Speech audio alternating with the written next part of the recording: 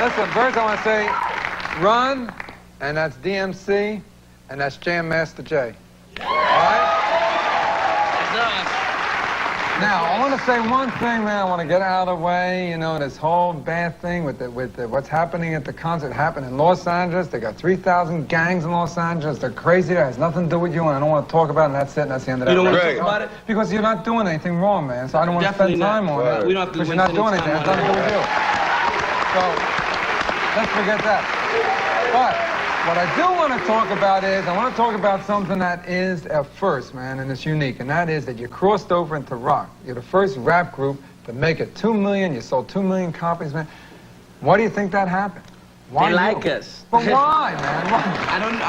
I don't know.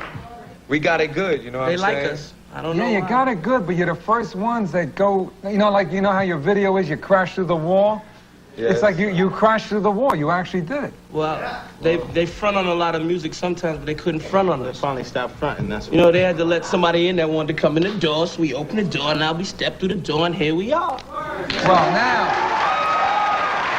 do you think now that you opened the door, now you went through the door, you think others are going to come through? In other words, I hope we opened the door for everybody. I didn't close it behind me. I just left it open. Yeah.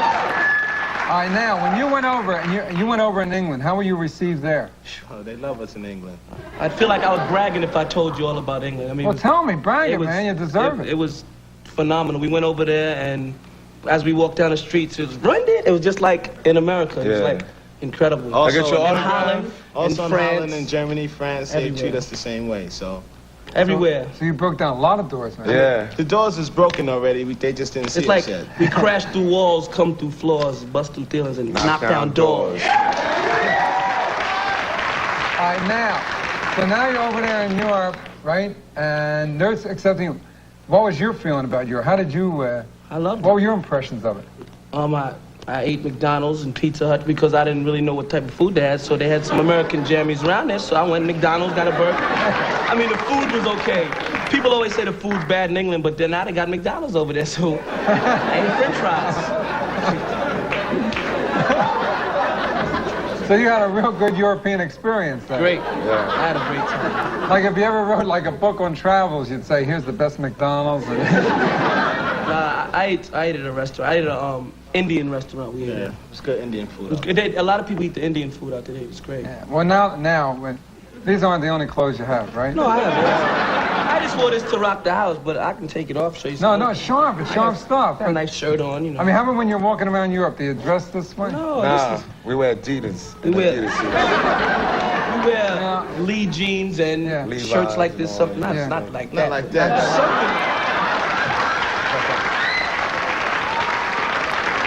A regular guy. You know what it is? See, I took off my jacket. I was warm. I had a leather jacket backstage. I said, no, man, it's too warm. It wasn't? I should have kept it, man. I think I'm getting a little warm in this. All these lights. This is the next thing I want to ask you about. Like, these are Adidas green. gave me this. Gold? These are gold? Adidas made of gold, only made for us, so they broke the mold. So nobody else has one in the whole world, I don't think. Unless they lied to me. I don't think they lied. We made this especially for you. I look on the block, they go, Johnny with one on. I'll tell you, I want to tell you the truth. I haven't seen, like, a lot of guys wearing it. You know what I mean? So I'd say they didn't lie to you. No, I don't think they lied. Nah, they ain't lying. I don't know, but I might look down the block. I don't know. How many hats do you guys have? Like, you got... I got more hats than a Mad Hatter. Yeah, you got a lot of these? You ever... Different styles besides. We don't only wear this. This is just... Sometimes I just go like this.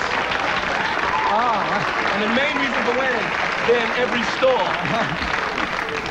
Yeah, you're gonna come out with a line, right? Clothes. Yes. Yeah. We might come out with a line of clothes. Well, we want to come out with a line of clothes. They asked us, and we said we like to if you want to give it to us. But I've been wearing these sneakers since I was 15. Not these. I have a different pair, but this type of sneaker here. You know, I want to tell you something. I did something for you. You know, knowing you were coming on the show, I have. You know, when I was a kid, like to get a pair of sneakers, man. You just saved for like a year and a half to get sneakers. Yeah. Now, I got my first pair of sneakers, and they meant so much to me. I was 14 years old when I got enough money to buy them, that I brought them here with me to show you what I consider sneakers, man.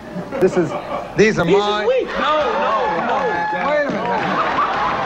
I'm just joking. Oh, it's weak. These, man. Wait a minute, are you kidding? First of all, those are kegs, man. they're kids, that's right, man. Let me show you something. They're pro kegs. I got it. Look at these holes. These were earned. These ran through the streets of West Philadelphia. They're all right, but I don't like them that much. They're all right, though. I understand where you're coming because from. they're asking me to come out with a line. A David Brenner sneaker. That'd be incredible. I didn't mean to throw your sneaker, though. No, that's okay, man. I just didn't like it that much. Can I see this one, man? These are the. Hey, man, that's a great. Oh my God! Great. Hey, Kane, my sneaker, man. See, I got my man to get mine for me. There's a difference. Throw it back. Watch this. I caught it and everything. Back on the foot. Hurricane's cool. I like the way Hurricane. I like to have that when I'm out on stage and I have a guy so bad looking as Hurricane. He just stands. Because we smile a lot of times, you know, so he can't smile too much in case somebody wants my sneaker. Because it's kind of rough out there these days. So we smile and, you know, sign autographs, and he stands there like this to let everybody know that they smile and I don't. Yeah, don't mess, right? Don't mess with the crew. Now, you guys came out of the neighborhood here in New York, and now you're Hollis, Queens. Hollis, Queens, and now you got like everything besides the doors we're talking about musically. The big door open, man. You're no longer in the neighborhood, and you got it. How do you feel like that? No, we still live in Hollis. I live at my same house. All right, now. With my mother and father. And my sister and brother. And suppose it keeps getting bigger and bigger. And it's bigger, and I'll still stay there, and I'll just bank the money, and I'll be living in Hollis till I die, probably. I don't know. All right. Now, when you got your hand on some money, right? You got your hand on some money. I mean, nice chunk of money. What's the first, like, luxury thing that you got yourselves? Hot dog. I don't know. I didn't get anything. I didn't want anything. There's this thing they call the bank, and when we get the money, we take it put to it the in there. bank. And if we want to go get something to eat, we go, you know, have a car and withdraw a little bit of money to go get some sneakers or something. It's not like I've always had a quarter, 50 cents didn't make, I got money. No, it wasn't like, I grew up middle class. You know, We're not in this for the money. We enjoy doing it. I'm not rhyming for the money. This is straight from the heart. That's great, man.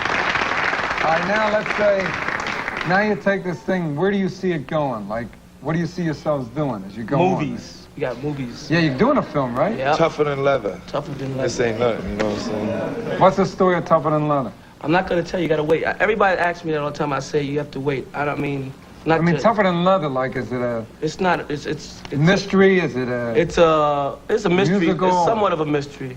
I'm not sure. Big mystery. It's a big mystery to you right now. It's a total mystery. All right, and what about, all right, now you do movies and you're hitting it, and boy, you got that money in that same bank. This bank must love you, right? And you're putting that money... No, I put it in some bonds and other things that are building up. You know, I buy property and stuff, you know. Just, you know, I don't know, the money's not, I'm not really caring about it too much. Yeah. I just like to, like, help the community, because a lot of kids look up to us, you know, they're, like, That's right. very impressionable, and I don't mind kids looking. They always say, do you mind all the kids looking up to you? I said, no, because I'm a great guy, so if they want to look up to me, I just tell them to go to school, don't do drugs, you know, things that I did when I was younger. I just tell them, go for yours, because I went for mine, and... You're in that big thing with crack now. You're in that whole... I'm not in a big crack, thing with I'm trying to get away rid of. from Oh, yeah. Don't blame it on me, man. I mean, that crack, you're in that, We're gonna that you're doing here, crack right? down. We called Bill Graham, the organizer of Live Aid, and told him that, see, some people, like, want to be down with this thing. I mean, like, they want to come and, you know, sing for crack, but we need it, because I live in the neighborhood and I see the kids out there. And it's like, some people want to get down with this crack thing, but we need to, because it's our kids. We feel like the kids that are doing this, it really hurts us. So we want to get together and raise funds and awareness mainly, but funds, because there's a lot of kids trying to get in the rehabilitation centers now, but they can't because it's packed. So they call in and they go down to the place and they say, we don't have any room for you, and that just makes me want to cry that they want to get off it and there's no room. So once we get all this money, we're going to open a lot of rehabilitation centers, and we're going to have all over the town, don't do crack. Like, for the kids that don't do it already, tell them don't do it, you know, and for the kids that are on it, we like to get them off of it. And now that we've made a lot of money, all we want to do is just help our community and whoever we can help in general. Well, that's great. All right, we're going to come back. We'll come back right after this.